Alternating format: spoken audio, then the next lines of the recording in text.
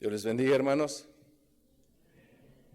Bueno, ya en un salón tan grande ya se ven poquitos, pero esperamos en el Señor que prontamente estos 100 lugares, dentro de poco sean 200. Pero si seguimos siendo 100, que sea realmente de 100, que van siendo transformados conforme a la imagen de Cristo.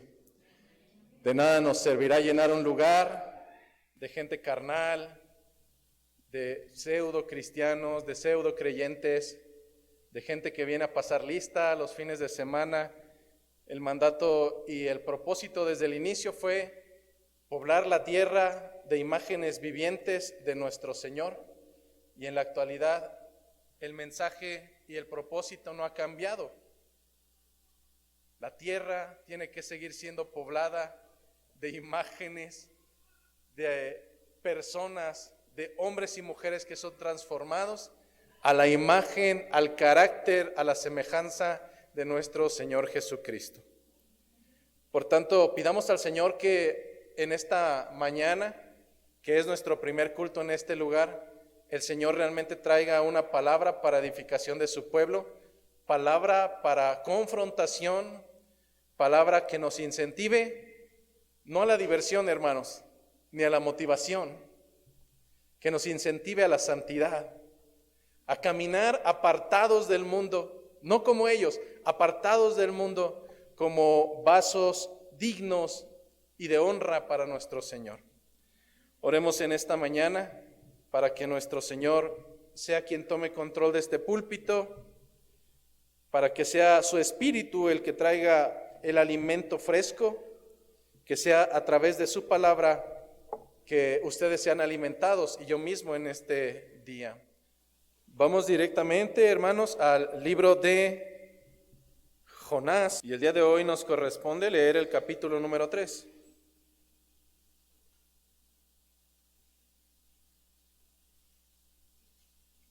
Si usted no tiene una Biblia física en sus manos, acá al frente puede pasar, no pasa absolutamente nada. Puede pasar acá al frente para tomar una Biblia impresa y evite tener teléfonos celulares. Recuerde que no es propio, al menos en esta iglesia, el traer elementos electrónicos para evitar malos entendidos.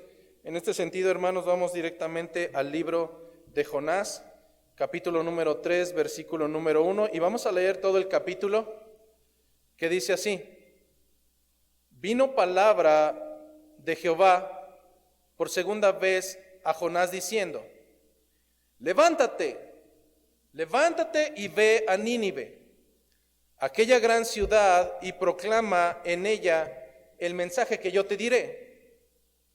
Y se levantó Jonás y fue a Nínive conforme a la palabra de Jehová, y era Nínive ciudad grande en extremo de 3 días de camino. Y comenzó Jonás a entrar por la ciudad, camino de 1 día, y predicaba diciendo: de aquí a 40 días, Nínive será destruida. Y los hombres de Nínive creyeron a Dios y proclamaron ayuno y se vistieron de cilicio, desde el mayor hasta el menor de ellos. Y llegó la noticia al rey de Nínive, y se levantó de su silla, se despojó de su vestido y se cubrió de cilicio y se sentó sobre ceniza. E hizo proclamar y anunciar en Nínive por mandato del rey y de sus grandes, diciendo: hombres y animales, bueyes y ovejas, no gusten cosa alguna, no se les dé alimento ni beban agua, sino cúbranse de cilicio, hombres y animales, y clamen a Dios fuertemente. Y conviértanse cada uno de su mal camino, de la rapiña que hay en sus manos. ¿Quién sabe si se volverá y se arrepentirá Dios y se apartará del ardor de su ira y no pereceremos? Y vio Dios, esta parte es hermosa, y vio Dios lo que hicieron, que se convirtieron de su mal camino, y se arrepintió del mal que había dicho que les haría, y no lo hizo. A lo largo de estas semanas, el libro de Jonás ha sido un libro sumamente edificante en el sentido de que nos ha traído conocimiento que es llevado y puede ser llevado y debe ser llevado a la práctica. A manera de recapitulación, nosotros recordamos como el fundamento de Jonás, y hay una enseñanza grande, y esta es que Dios es soberano, y eso es indudable. Dios hace como Él quiere, Dios hace cuanto Él quiere, Dios hace como Él lo quiere. Y no hay brazo humano, ni hay autoridad humana que pueda hacerle cambiar de parecer en el sentido de obligarlo. Delante de su voz, hermanos, siendo su soberanía total, todo se sujeta en esta tierra, a excepción del hombre. Vemos cómo en esta primera parte de Jonás, en el capítulo 1, veíamos cómo delante de un llamado, levántate y ve a Nínive y pregona contra ella a causa de su maldad, Jonás tenía un llamado a confrontar el pecado de aquella nación. Y nadie dijo que confrontar el pecado es sencillo. Sin embargo, cuando el Señor da una orden, los hijos tienen que obedecer. Pero más que desobedecer u obedecer la confrontación del pecado, tenemos que entender que el trabajo de confrontar el pecado viene implícito con un porcentaje y una amplitud de misericordia.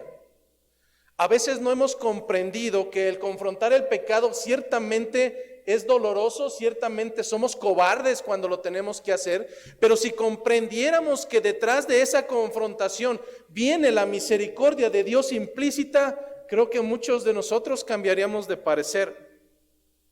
Jonás se levantó de la presencia de Dios para huir en un sentido contrario hacia Tarsis, lejos de la presencia de aquel que le había dado una ordenanza. Usualmente cuando empezamos a escudriñar el libro de Jonás somos rápidos para sacar la mano y decir, el profeta enojón, el profeta desobediente, el profeta que no cumple lo que tiene que hacer. Bueno, pequeños Jonases, al menos en ese aspecto. Las cosas no han cambiado mucho.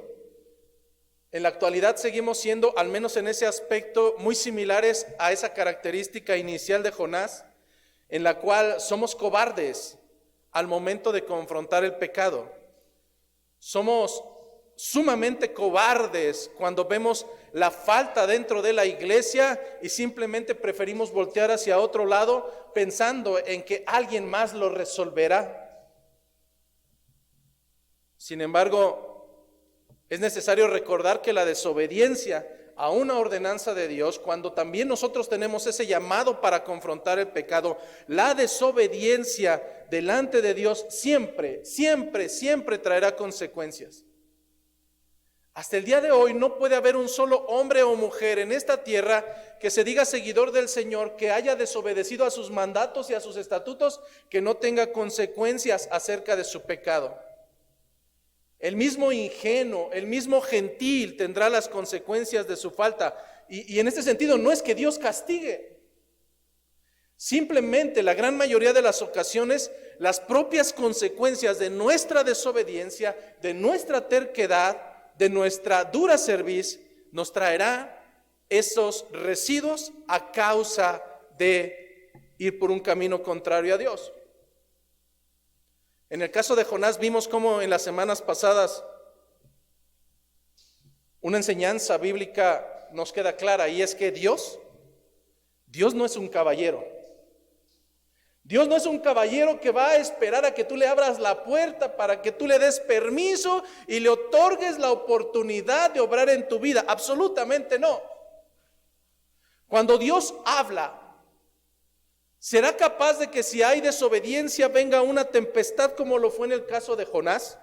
Una tempestad que será a causa de la desobediencia. Sin embargo, tenemos que entender que cuando vienen las consecuencias del pecado, de la desobediencia, y aún por misericordia de Dios, la propia desobediencia no te matará solamente a ti. Las consecuencias del pecado vendrán y afectarán incluso a los que van en tu propio barco. Eso fue lo que estaba sucediendo con Jonás. El Señor pudo haber traído solamente una tormenta aislada y fulminar a Jonás para que entendiera, pero dentro de los propósitos del Señor, las tormentas que a veces son a causa de nuestro propio pecado, siempre tendrán el objetivo de hacernos recapacitar para misericordia de Dios. Cuando el Señor trae tormentas a tu vida, si en verdad eres hijo, no será para destruirte, no será para aniquilarte, será para tratar con tu desobediencia y con tu necio corazón. Cuando venga la tormenta a tu vida, no digas, Señor, pero ¿por qué a mí si yo? Cuando venga la tormenta, pregúntate a causa de qué desobediencias, pregúntate si en verdad estas consecuencias no serán a causa de que cuando el Señor te dijo, ve a Nínive, tú preferiste tomar el ticket para ir a Tarsis. Pregúntate si en verdad no estás yendo en contra del Señor. Pero por otro lado, no siempre las tormentas vienen a causa del Señor. En ocasiones las tormentas serán a causa de tu propia concupiscencia, de tu propio pecado. Pastor, ore por mí porque me quieren deportar de Estados Unidos. Bueno, ¿y por qué te quieren deportar? Es que entré ilegal. Bueno, eso es a causa de tu pecado. No es ninguna prueba, no es ninguna situación puesta por el Señor, no es algo con que el Señor vaya a edificarte. A final de cuentas, estás teniendo la consecuencia de hacer las cosas mal. En semanas pasadas pudimos llegar a algunas conclusiones y la primera de ellas es que Dios puede usar las tempestades en tu vida, pero serán con buenos propósitos. La tempestad va a doler, hermano, la tempestad te va a asustar, la tempestad te va a llevar al límite de tus capacidades, pero vemos a la luz de la enseñanza bíblica que esa tempestad tiene un propósito y es doblegar y trabajar ese corazón necio. Como segunda conclusión, llegamos en semanas pasadas que la consecuencia de nuestro pecado afectará no solamente a nosotros, sino afectará a los que están a nuestro alrededor. Ponte en consideración, cuando eres un creyente tibio y eres cabeza de hogar, ¿qué es lo que esperas? ¿Tener hijos creyentes? ¿Tener hijos piadosos? ¿Tener hijos que entreguen su vida totalmente al Señor? Absolutamente no. Es decir, cuando tú como padre de familia no solamente eres tibio, sino además frío, no escudriñas las escrituras, tus hijos no te ven orar, tus hijos no te ven atento en la predicación, etcétera, etcétera, etcétera. ¿Cómo es que pretendes que tus hijos caminen en piedad? Porque un creyente, padre de familia que es tibio, si él está tibio, ¿cómo pretende alimentar a los de la casa? La desobediencia de su propio pecado, las consecuencias de su propio pecado traerán las consecuencias para todos los que vienen en el barco. Pastor, mi hijo no entiende. Creo que tú tampoco. Es que no ora y no quiere meterse al devocional. Creo que tú tampoco. Y como tenemos un centenar de ejemplificaciones. A veces esas situaciones de pecado las pensamos las más sencillas, las más insignificantes, pero a veces los pecados que vienen por el miembro más pequeño del cuerpo son los que más corrompen a una iglesia. Las consecuencias del pecado, por poner un ejemplo, la murmuración. ¿Qué es la murmuración, hermano? La murmuración es hablar de alguien o de algunos sin que ellos estén presentes. Si lo quieres traducir en chismes, andanzas, oiga pastor, pero si son verdad, pues tendrías que estar frente a la persona. Pero resulta que somos como los gentiles. Las escrituras me dicen que si tengo yo algo contra mi hermano, debo de ir directamente con él, y si me escucha y se arrepiente, he ganado a mi hermano, pero si no, entonces tengo que seguir con el proceso de ir con 2 o 3 testigos. Si no se arrepiente, entonces decirlo a la iglesia, y si no, botarlo de la iglesia y tenerle por gentil y publicano. Pero resulta que el creyente hace todas las cosas al revés. En vez de ir con su hermano, con quien tiene la situación, el problema, el malentendido, resulta que primero va con toda la iglesia, con cada uno de los integrantes de la iglesia, y entonces esto traerá consecuencias. ¿Qué consecuencias puede traer la desobediencia, mi pecado de murmuración? Bueno, después de tantos siglos, nos hemos dado cuenta que a lo largo de la historia, la murmuración, siendo el miembro más pequeño de la lengua, viene a dividir iglesias, viene a corromper cuerpos en Cristo, viene a destruir el cuerpo de nuestro Señor.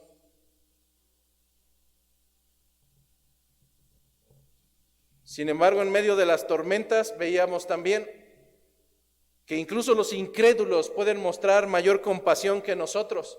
En el caso de Jonás, fueron los de la barca los que dijeron, no la avienten. Primero agotaron todas las posibilidades mientras él estaba durmiendo.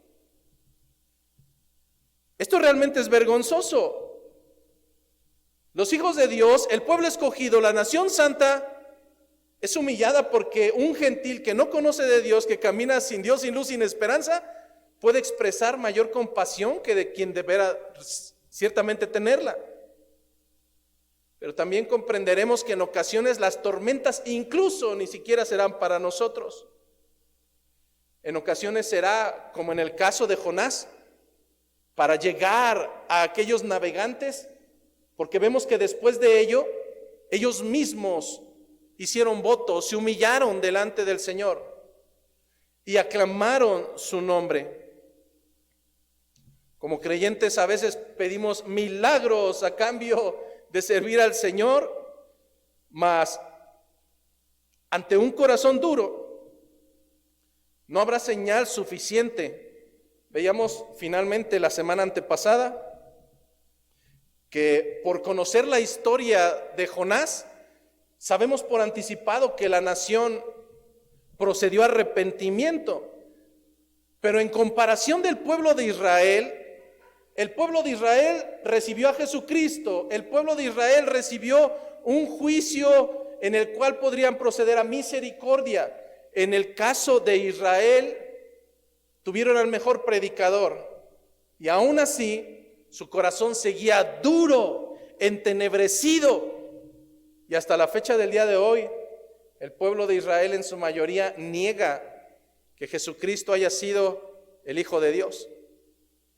Por el contrario, Nínive, una nación que recibió a un profeta dormilón, a un profeta desobediente, al menos en esa etapa,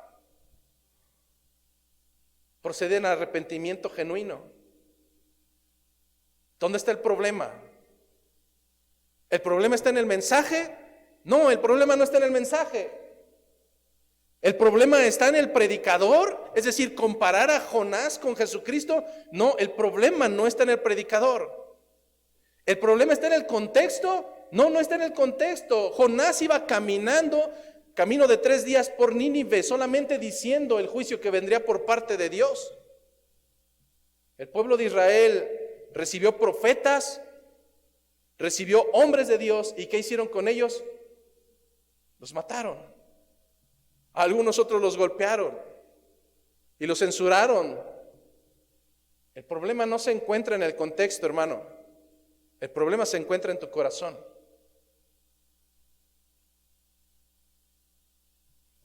Finalmente, la semana pasada, después de traer tantos mensajes de confrontación, teníamos un aliciente. Y en verdad llegábamos a un punto en el cual ciertamente Jonás era un profeta de Dios.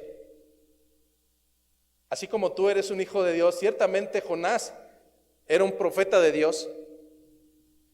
Y podemos decir que tal vez los primeros capítulos nos reflejaron sus 5 minutos de momentum, como en ocasiones lo sueles tener tú. Momentos en tal parece que se te desconectaron los cables y hablas de más o haces de más o vas en contra de las cosas del Señor. Pero el día de hoy aprenderemos que aun cuando tengamos esas etapas que son vergonzosas en nuestro caminar como creyentes, tenemos a un Dios no solamente de segundas oportunidades, tenemos a un Dios de terceras, cuartas, quintas, las que sean necesarias, porque cuando Él hace un llamado, este llamado es irrevocable. Y en ese sentido, si algo aprendíamos la semana pasada de Jonás, es que cualquier lugar es propicio para orar. En ocasiones como creyentes decimos, pastor, es que yo no oro porque siempre estoy trabajando, siempre voy en la carretera, siempre estoy estudiando, siempre jugando videojuegos.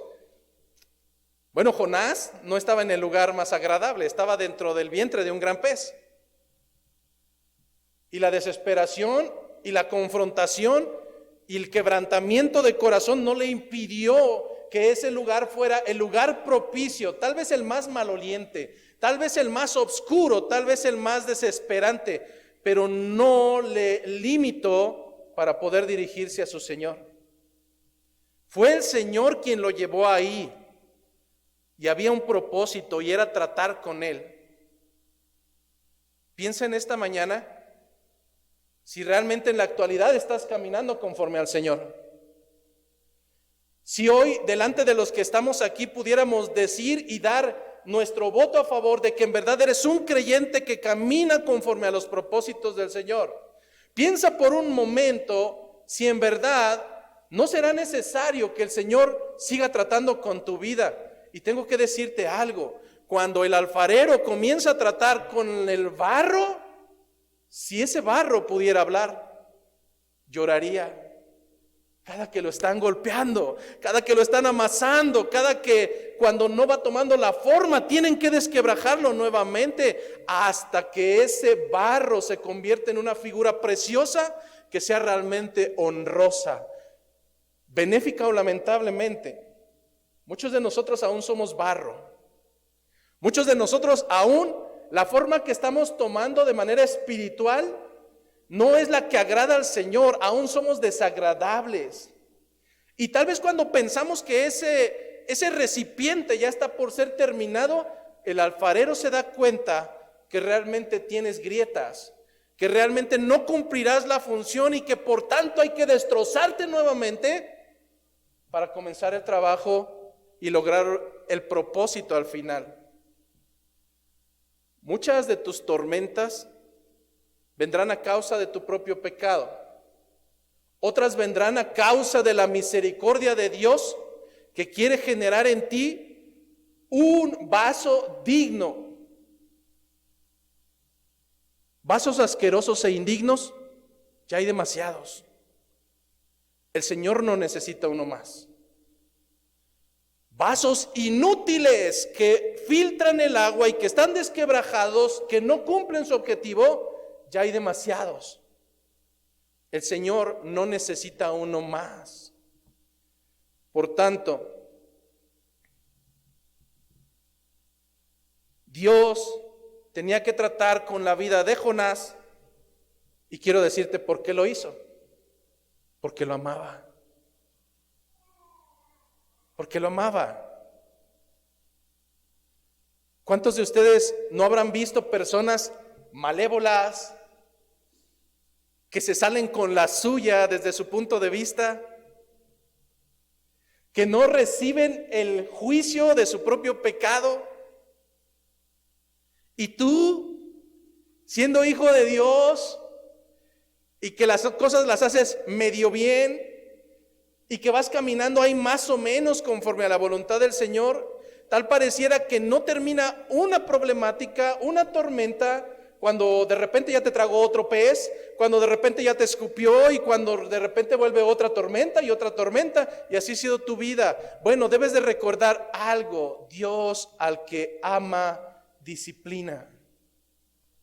Dios al que ama disciplina, y nosotros como hijos debemos de tomar la disciplina con ese amor con que el Padre nos la brinda. No sé si alguna vez a tu casa te ha visitado una familia donde el niño es un poco inquieto y se está subiendo a la mesa y ya agarró tu jarrón chino, ese que te trajeron desde la lejanía, y tus muebles de caoba, y la mamá: mi amor, ya deja allí. Bebé, ya hablamos de esto. ¿Qué sucede ahí? ¿Qué sucede ahí? ¿Realmente hay amor para con su hijo, para la conducta de su hijo? No, el padre que ama disciplina. Porque el hijo mimado en el futuro será vergüenza para sus padres. Así es que si Dios mandó que un gran pez tragara a Jonás, lo hizo con un propósito, y cumplido este propósito, el pez ya no fue necesario. La semana pasada concluíamos así: y mandó Jehová al pez, y el pez vomitó a Jonás en tierra. El día de hoy, hermanos, estaremos hablando de cómo es que el Señor nos revela realmente las verdaderas razones por qué Jonás huyó en un inicio. Veremos cómo en el capítulo 3 y capítulo 4 se cumplió lo que tanto temía, que Dios le mostrara misericordia a quien desde su perspectiva no merecían misericordia. Es curioso, ¿no?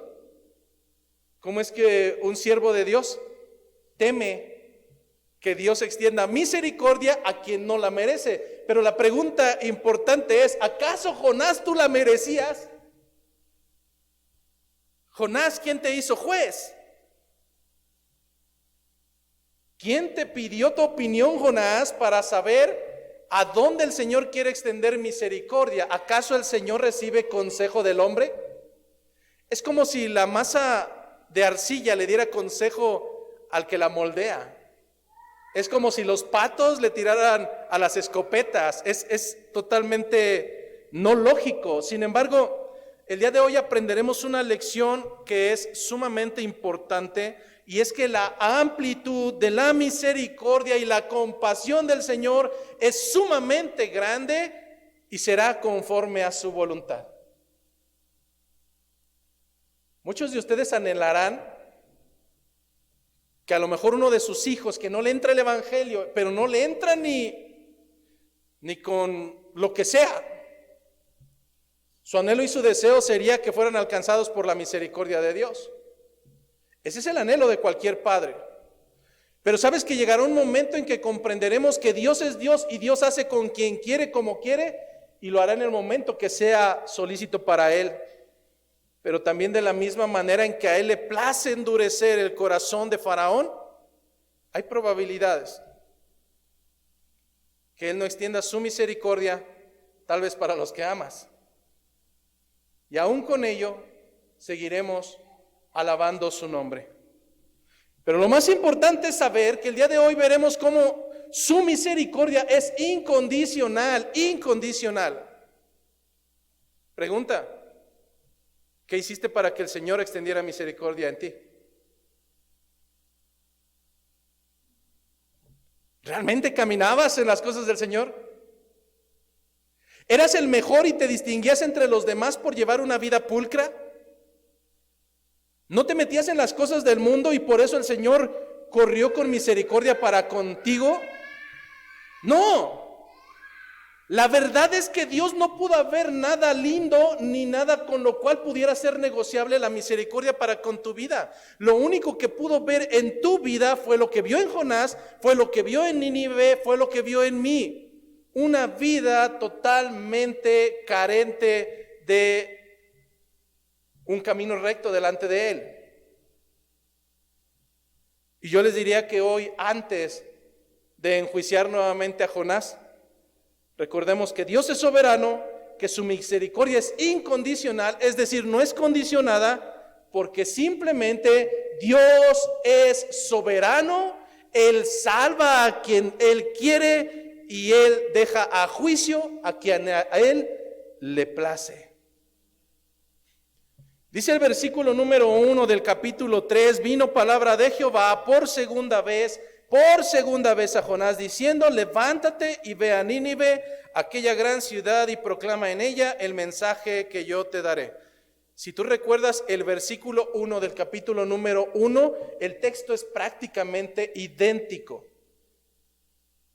Capítulo 1, versículo 1 dice: vino palabra de Jehová a Jonás, hijo de Amitai, diciendo: levántate y ve a Nínive, aquella gran ciudad, y pregona contra ella, porque ha subido su maldad delante de mí. ¿Cuál es la única diferencia que encontramos en este capítulo número 3, después de que vino la tormenta, después de que el Señor mandó un gran pez que tragase a Jonás? ¿Qué es lo que vemos de diferente en relación al capítulo 3, versículo 1 con capítulo 1, versículo 1?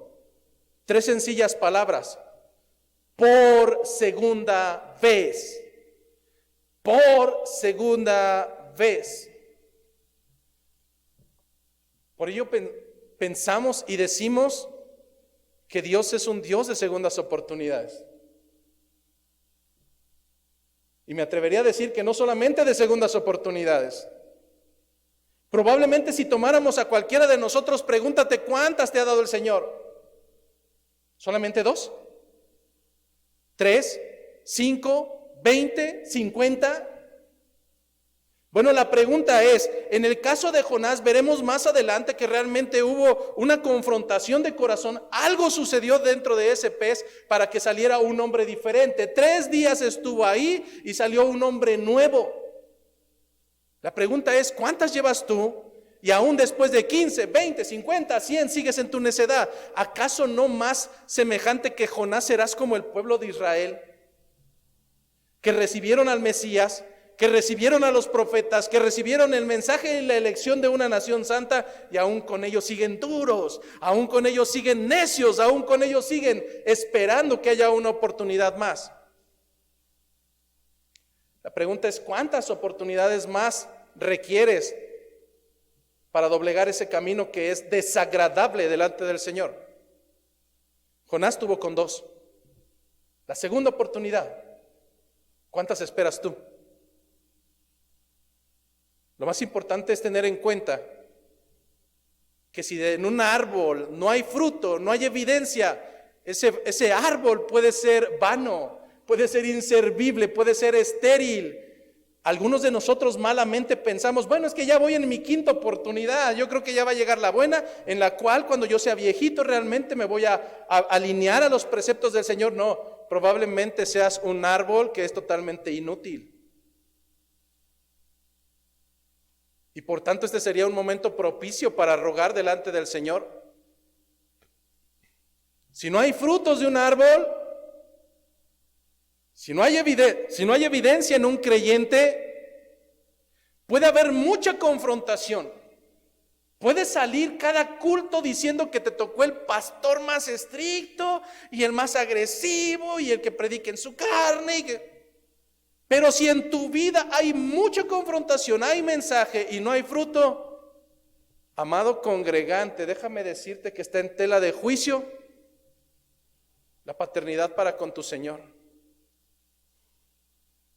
Esto quiere decir que realmente no ha alcanzado misericordia. Exacto, hermano. Mas en el Señor tenemos en consideración que Él cumplirá el propósito con los suyos en el momento que sea necesario. Algunos de los jóvenes que están hoy aquí, algunos de los jóvenes y adolescentes, podemos dar testimonio y fe, de que en verdad están caminando con el Señor. Con sus carencias, con sus situaciones, pero vemos realmente un antes y un después. Bueno, el Señor a mí me alcanzó ya muy tarde bajo mi perspectiva en el pensamiento de que ya era muy adulto. Y a veces pensaría, Señor, ¿por qué no me alcanzaste cuando era joven? Porque era en el momento necesario y propicio en que Él fuera en su pensamiento. Lo complicado es que muchos de ustedes o algunos de ustedes llevarán 1, 2, 5, 7, 10, 15, 20 años en el Evangelio y el árbol sigue sin fruto. Muchos de ustedes, jóvenes y adolescentes, desde que nacieron están en una iglesia de creyentes y no vemos esos botones por ningún lado. ¿Cuál será nuestra oración? Señor, si es necesario que se lo trague un pez, Señor, si es necesario, trae la tormenta para que lo sacuda, para que comprenda que solamente tú tienes dominio, no solamente sobre la naturaleza, sino sobre los corazones que en ocasiones serán transformados solamente a través de la tribulación. Nos siguen narrando las Escrituras que entonces se levantó Jonás y fue a Nínive conforme a la palabra de Jehová. Pues sí, después de que eres tragado por un pez durante 3 días, después de que realmente hay una confrontación de corazón, no queda otra más que cumplir el propósito que el Señor nos ha encomendado. Lo que podemos percibir al momento de que Jonás es escupido por este gran pez, realmente vemos un cambio de actitud. Jonás pudo haber salido de ese pez e incluso decir, pues no voy, no quiero, como algunos de nosotros. Pero ¿qué fue lo que pasó? Hay un cambio de actitud, algo tuvo que haber pasado dentro de ese gran pez. Esto es lo que debería de pasar con cada uno de nosotros. El problema es que el Señor a veces permitirá las tormentas en nuestra vida, permitirá que nos trague el gran pez, y una vez que nos escupa, incluso seguiremos diciendo, pues no quiero ir, pues no voy a hacer, y hazle como quieras, Dios. Tienes que entender en esta mañana que el Señor no está buscando un remordimiento. Algunos de ustedes, después de un suceso fatídico en sus vidas o en su familia, wow, los vemos llorando y no pasa un fin de semana en que no estén llorando. A veces después de una situación complicada que no es muy agradable, a veces vemos a muchos de ustedes tal vez sufriendo por los rincones. Y a veces uno pensaría, bueno, este es el arrepentimiento genuino, pero no pasa mucho tiempo en que esa parte sentimental, esa parte anímica ya va sanando y entonces vuelves como el perro a comer de tu propio vómito. Vuelves como la cerda lavada a revolcarte nuevamente en el fango. La pregunta es, ¿en esas situaciones realmente hay un arrepentimiento genuino? ¿No será que en verdad fue una cuestión emotiva que te llevó a sacar unas cuantas lágrimas, como sucede con los cocodrilos? Cuando se meten al agua, se les llenan sus ojos de agua y al salir les escurre, pensaríamos que están llorando, más no. Es el momento solamente. ¿Cómo diferenciar entonces el arrepentimiento genuino de un simple remordimiento? Sencillo. El remordimiento te durará un momento, a veces lapsos grandes, pero nuevamente volverás a tus mismos pasos, volverás a tus mismos comportamientos y darás cuenta que en verdad cuando pensabas que eras hijo, en verdad nunca lo fuiste. Cuando hay un arrepentimiento genuino, las palabras que se utilizan en el original nos dan cuenta de que remordimiento se traduce como un cambio de mente, un cambio de comportamiento, un cambio de actitud. Y es entonces cuando realmente vemos personas que a través de la Escritura tienen un cambio total. El que robaba ya no roba más, el que vituperaba ya no lo hace más, el que insultaba a su esposa ya no lo hace más, porque de modo que el que está en Cristo, nueva criatura es. Las cosas viejas pasaron.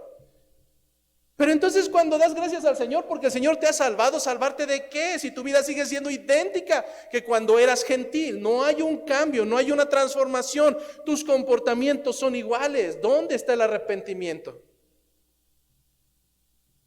La palabra que se utiliza para remordimiento fue la misma que se utilizó en el segmento de Judas. Cuando dice que arrepentido regresó las 30 monedas de plata. La pregunta es, ¿realmente era arrepentimiento? No. Si pudiéramos traducirlo sería Judas realmente sintió remordimiento. Una parte emotiva de, ay, esto que hice no está correcto. Pero en el caso de Judas, ¿hubo una conversión? ¿Hubo un cambio? ¿Hubo frutos? Absolutamente no. ¿Qué hizo después? Fue y se ahorcó. ¿Qué pasa hoy con tu vida? ¿Serás Jonás, el que procede a arrepentimiento, el que le bastó con que se lo tragara un pez para poder hacer cambios de actitudes? ¿O realmente necesitas que el Señor te sacuda, que te destroce, que te humille, que te lleve hasta lo más profundo de ese charco para que de una vez por todas entiendas? Pues créeme que si eres hijo y no eres bastardo, créeme que si eres hijo, el Señor tratará contigo. Preocúpate Cuando al igual que los gentiles te está saliendo con la tuya y no hay consecuencias, preocúpate. Jonás entonces responde a la comisión que se le había encomendado en un inicio. Pero ¿sabes qué es lo que pasó con Jonás? La oración de Jonás nos refleja dentro del gran pez cómo es que a causa de los errores de su pasado, él se sentía indigno de servir a Dios. Y quiero decirte que en realidad nadie es digno de servir a Dios. Nadie. Pero aún así el Señor nos llama para que llevemos su obra. Especialmente cuando llega la cena del Señor. Habremos algunos de nosotros que siendo bautizados, que siendo hombres y mujeres que han caminado en obediencia, porque ayer se te cruzó el tráiler, ya por eso no tomas la cena del Señor. Bueno, déjame decirte que digno no hay uno solo. Pero si algo demanda el Señor de nosotros es que caminemos de manera continua al arrepentimiento. Y arrepentimiento es igual a cambio de pensamiento, a cambio de conducta, a frutos en nuestra vida. Si bien nadie es digno de servir, Dios irá moldeando a los suyos. Al igual que lo hizo con Jonás, Dios puede otorgar una segunda oportunidad y de esto aprendemos que Dios no destruye ni aniquila a los suyos, Dios los restaura. La semana pasada, cuando recibimos a los hermanos que tienen un pequeñito que se llama Jonás, hablábamos acerca de eso después del culto, de cómo es que a Jonás lo identificamos por todo lo malo y así somos. Tal vez si le preguntas no sé, es solamente así de manera genérica, pero si le preguntas tal vez a mi hijo o a mi hija, ¿cómo es su papá? A lo mejor saca todo lo malo, aunque haya cosas buenas, ¿verdad? En el caso de Jonás, era un siervo de Dios. Y lo agarramos en sus 5 minutos de desobediencia. Pero eso no quiere decir que esa sea la película completa. Esa fue la fotografía. Cuando a ti te tomamos una fotografía y hasta te decimos, oye, ponte para la fotografía. Aunque andes malacaroso, te pones en pose. Y entonces cualquiera que vea esa fotografía dirá, ay, qué persona tan agradable, qué linda. Es que no has visto el video completo. Lamentablemente en la fotografía de los primeros capítulos vemos a un Jonás que ciertamente no salió bien en la foto. Pero es necesario conocer la película completa para corroborar que al igual que tú, Jonás tuvo sus 5 minutos y no por eso fue desechado por el Señor. Si no fuera suficiente, podemos regresar al ejemplo de David, del rey David. ¿Acaso no, estando de ocioso en la azotea, vio a una mujer bella que se estaba bañando y la deseó en su corazón e hizo lo necesario para tener intimidad con ella al grado de hacerle un hijo? ¿No acaso David, siendo el elegido, el escogido, incluso para que su pecado fuera ocultado, una vez que regresó el esposo de esta mujer, lo mandó a la batalla al frente porque sabía que sí o sí ahí iba a morir?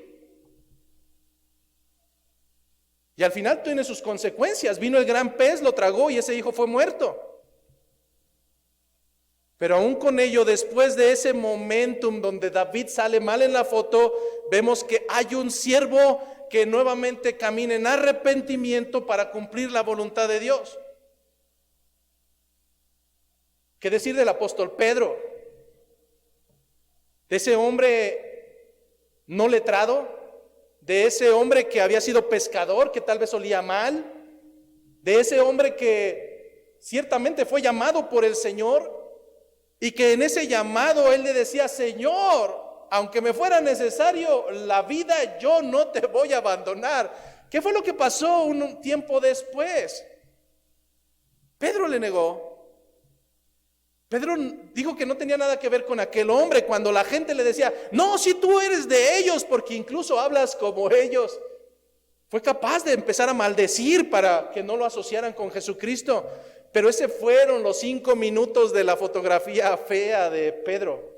Por eso lo desechamos o por eso lo hacemos a un lado. No, porque el Señor no desecha a los suyos. Más adelante veremos cómo es que el mismo Jesucristo después de que Pedro regresa a su trabajo, después de que el maestro ha partido, ha perecido en esa cruz.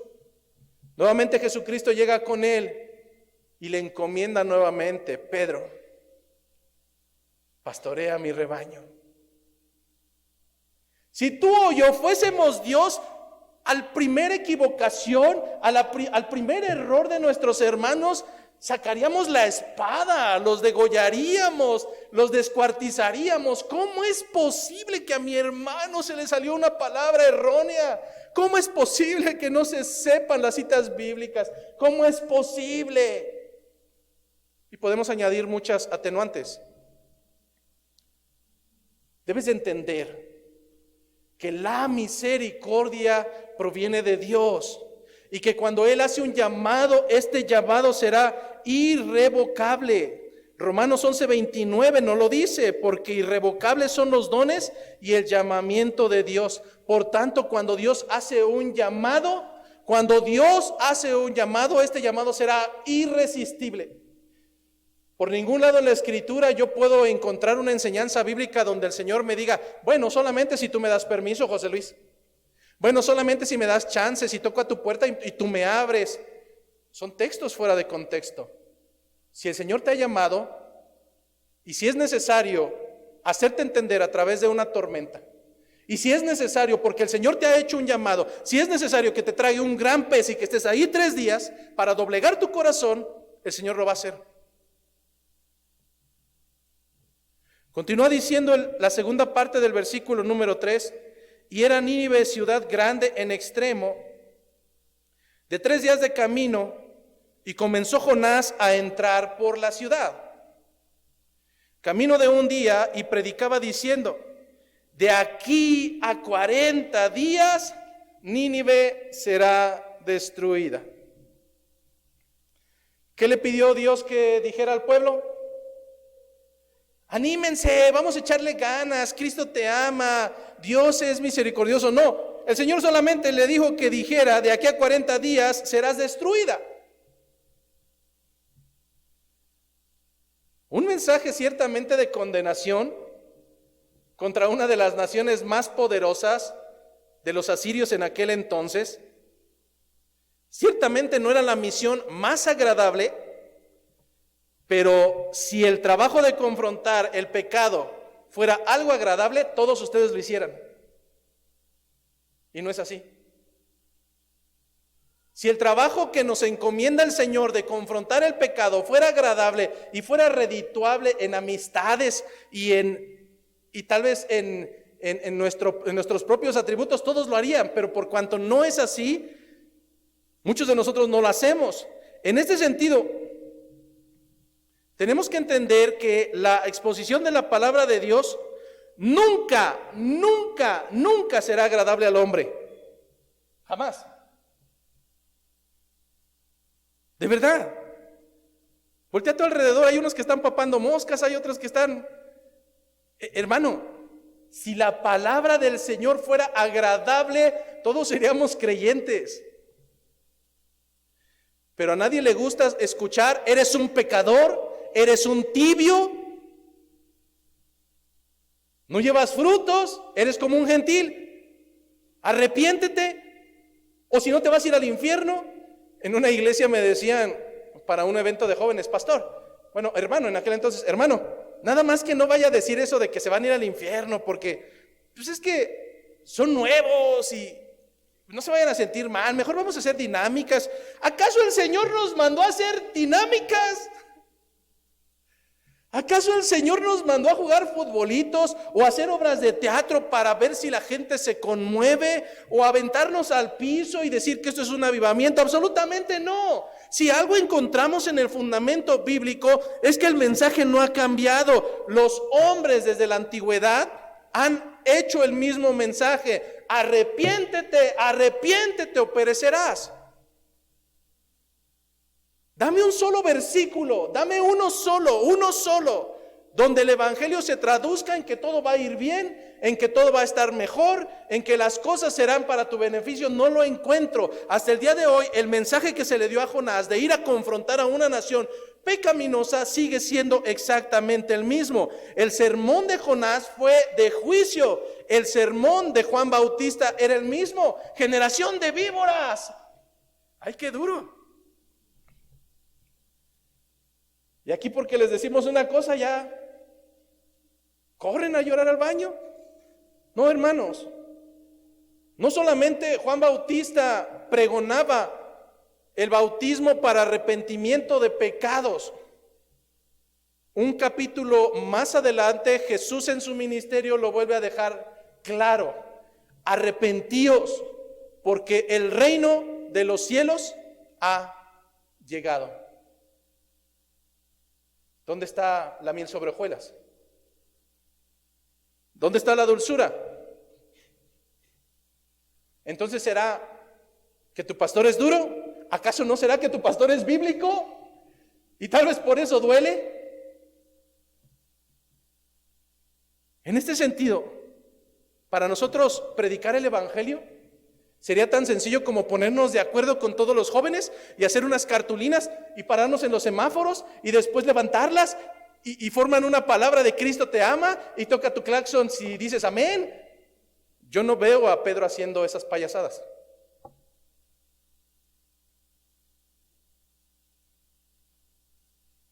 Yo no veo a un Pablo diciendo que la conversión viene a través de revolcarse en el piso, hablar cosas extrañas que nadie entiende, que son muy similares a una mujer que ahora dice que habla alienígena. ¿Dónde está? ¿Dónde ves a un Pedro, a un Juan, a un Tomás, a un Jesucristo haciendo esta serie de bobadas? Absolutamente no la vas a encontrar en ningún lado. El mismo mensaje para los siervos fieles es arrepiéntete, arrepiéntete, porque si no, perecerás. Porque al final de los días solo habrá dos caminos, no hay un tercero. O vas delante de la presencia del Señor por misericordia, o terminarás en el lago de fuego. Pregúntate ahora mismo, hermano, congregante o tibiecillo, quien quiera que seas, sé honesto contigo. Si hoy reclaman tu alma, ¿a dónde vas? Sé que te has respondido y espero lo hayas hecho de una manera honesta.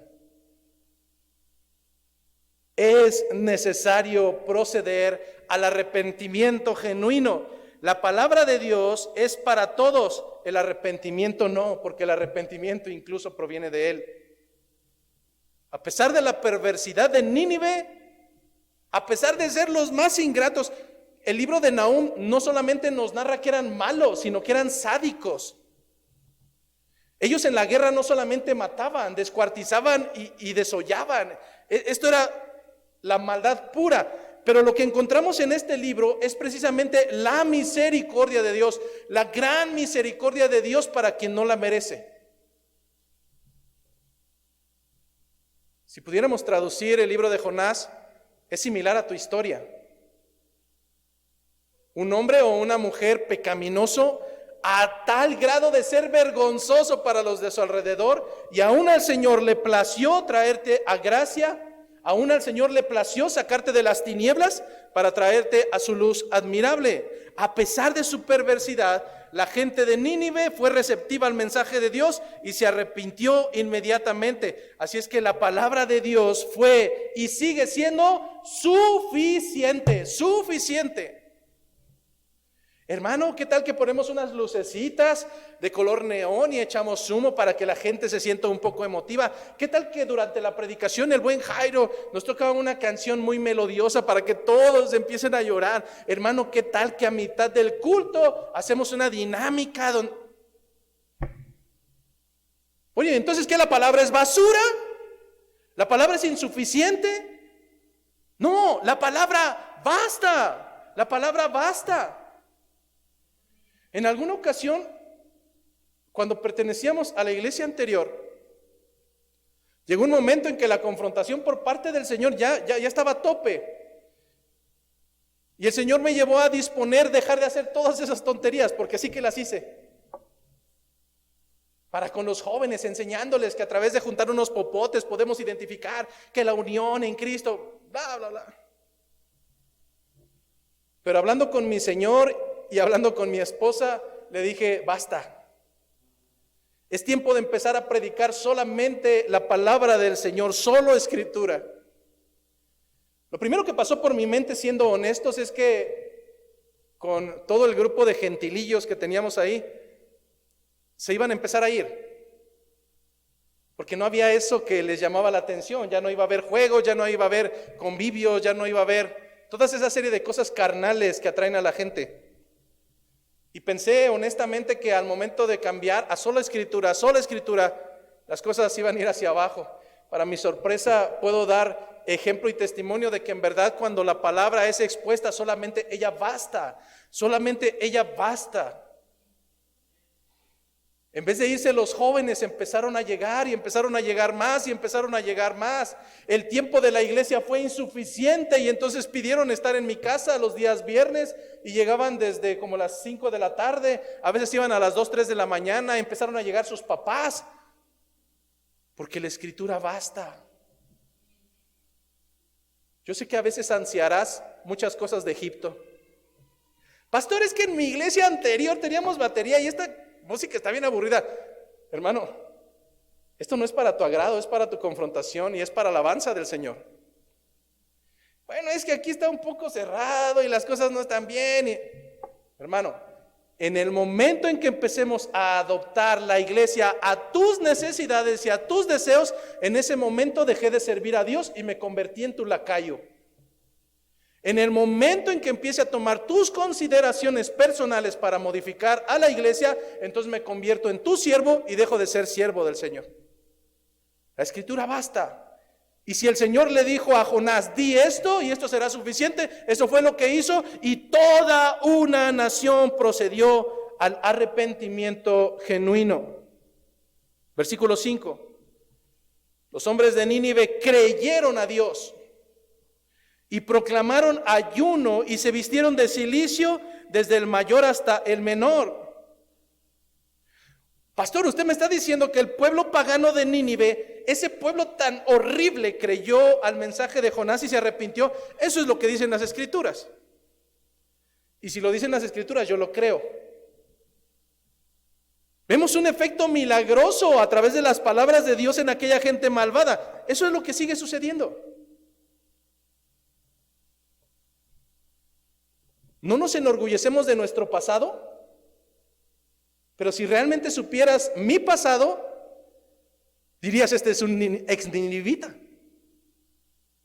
Pero estoy también seguro que en este lugar ciertamente hay gentiles que aún no les ha entrado el evangelio, pero ciertamente también hay un montón de ninivitas que fueron transformados a través del mensaje y la sola escritura de Dios, el mensaje de confrontación.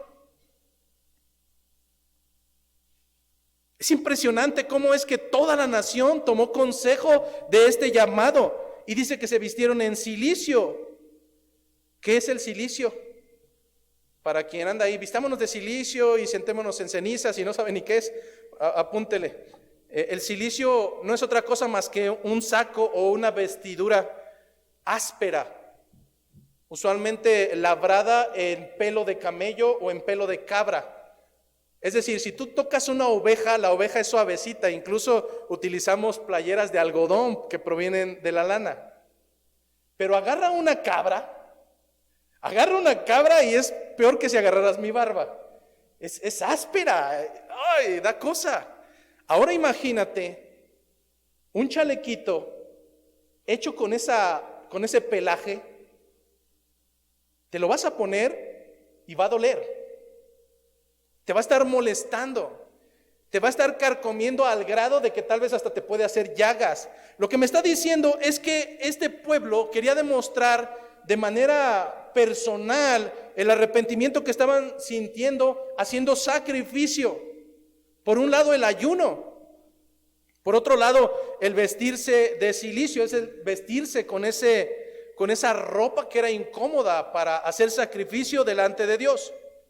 Pero no solamente ellos, versículo 6, llegó la noticia hasta el rey. Y se levantó de su silla, se despojó de su vestido, ¿y qué crees? También se cubrió de cilicio. Quiero imaginarme, sus vestiduras eran de lino fino o de algo sumamente a la altura de un rey. Y ponerse para con su pueblo vistiéndose de cilicio, pero no solamente eso, sino que se sentó sobre ceniza. ¿A qué se refiere? Imagínate que tienes uno de los colchones más buenos, esos tal vez del osito dormilón, el mejor, el carísimo, porque eres rey. E imagínate que es tanto tu dolor y tanto tu confrontación que quieres humillarte delante del Señor a tal grado de cambiar esa cama real por una cama de cenizas. ¿Alguna vez has cocinado con madera? Y cuando la olla queda toda tiznada dices, ay, ¿quién la va a lavar? Yo no. No, yo menos. Ahora imagínate que tú eres la olla, estás recostado sobre esas cenizas en muestra de humillación delante del Señor. ¿Hasta qué grado llegó? A reconocer en humillación que él había sido falto delante de un Dios grande y rico en misericordia. ¿Solamente de palabras? No, también con hechos. E hizo proclamar y anunciar en Nínive por mandato del rey y de sus grandes, diciendo: hombres y animales, bueyes y ovejas, no gusten cosa alguna, no se les dé alimento, ni beban agua, sino cúbranse de cilicio, hombres y animales, y clamen a Dios fuertemente. ¿Y eso qué, pastor? Bueno, el rey, siendo la autoridad de su hogar, puso las cosas en orden para con el Señor. ¿Y eso qué? Bueno, que tú siendo cabeza de hogar, no pones orden, ni siquiera eres ejemplo, tal vez para los de tu casa. Este rey incentivó a todo el reino, no solamente a su casa, incentivó a todo su reino a caer en humillación delante del Señor. Pero nosotros somos más modernos, hermanos. Mi hijo, no lea la Biblia. Eso es aburrido. Deje que el pastor se desvele en la semana y que traiga el alimento y nosotros aquí como que medio comemos. Alguna vez platiqué el ejemplo de un obrero que fue contratado para ser obrero. Y este obrero se le explicó qué tenía que hacer, y el primer tipo de obrero simplemente no hizo lo que le pidieron y empezó a hacer otras muchas cosas. Y entonces cuando vino su patrón, le dijo: ¿qué hiciste? Pues limpié las ventanas y puse moñitos en la ventana, pero eso no fue para lo que te contraté. Despedido. Otro tipo de trabajador es peor que este, que tiene iniciativa. El segundo tipo de trabajador es aquel que de igual manera se le explica su descripción de puesto, se le explica qué tiene que hacer, se le deja escrito qué es lo que tiene que hacer, y después de todo eso, simplemente es un haragán. Tiene lo que tiene que hacer, pero su pereza es mayor para incluso leer esto. Cuando llegue su patrón y vea que no hizo absolutamente nada, ¿qué va a hacer con él? ¿Lo va a premiar? ¿Le va a subir el puesto? Yo lo correría de una patada.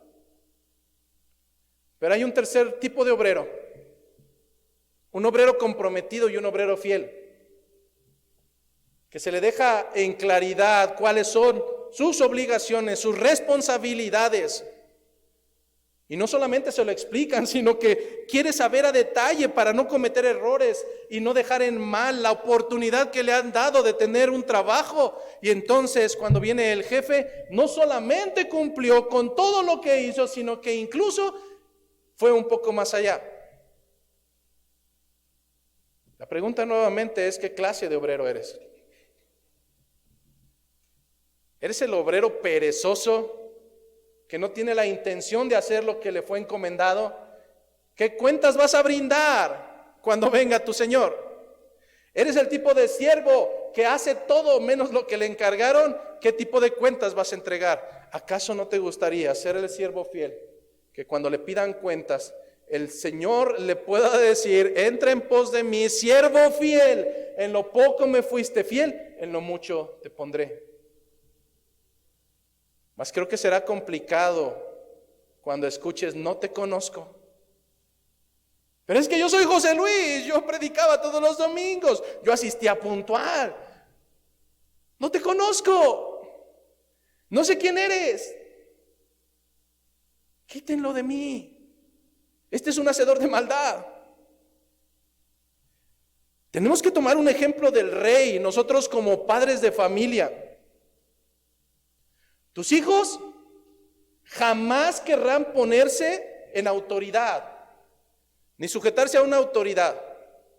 Pero sabes, es tan sencillo como que esos súbditos están viviendo en tu casa, bajo tus reglas, bajo tu sustento.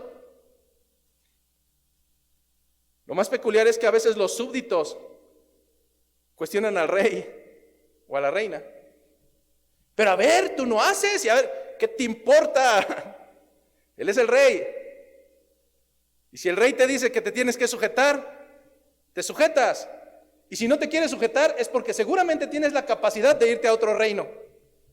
O de vagar, como el hijo pródigo, por las calles y llegar a la miseria que llegó.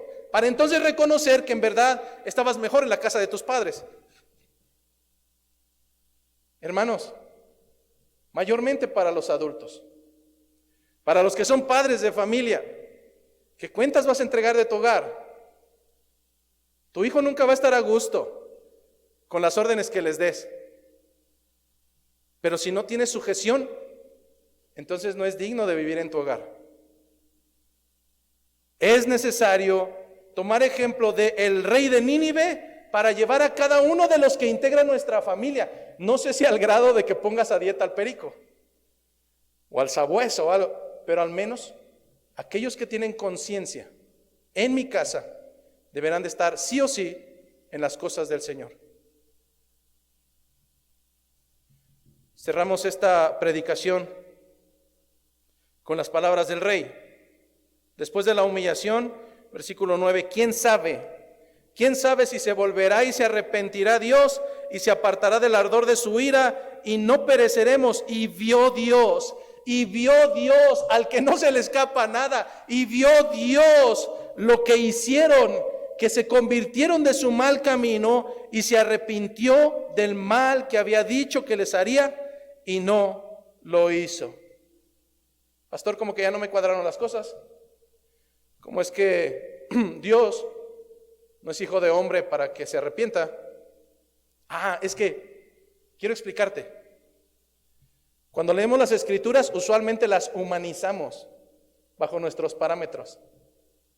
Entonces, por eso, las caminatas que hubo en estos días pasados del orgullo,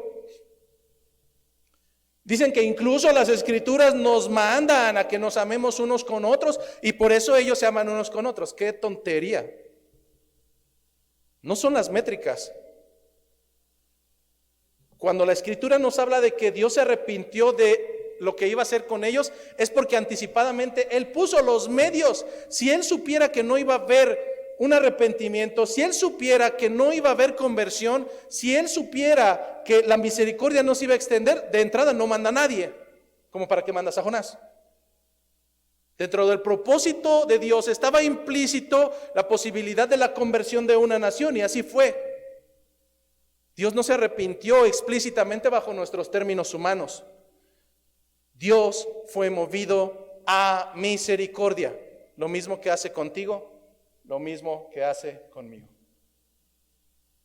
Hay algo claro, y es que si Dios no procediera a misericordia mediante este tipo de arrepentimiento con un carácter celestial y no humano,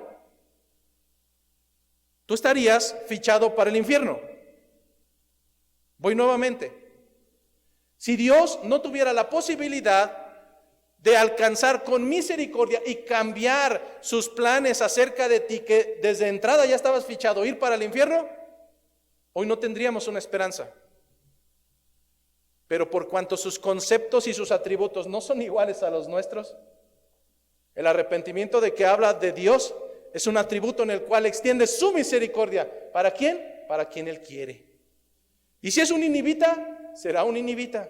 Y si es tu esposo maltratador, ingrato, infame, será tu esposo ingrato y golpeador. Y si es tu hijo tibio, será tu hijo tibio. Y si es tu jefe malvado, gloria a Dios, porque la misericordia proviene y es de Él y para Él.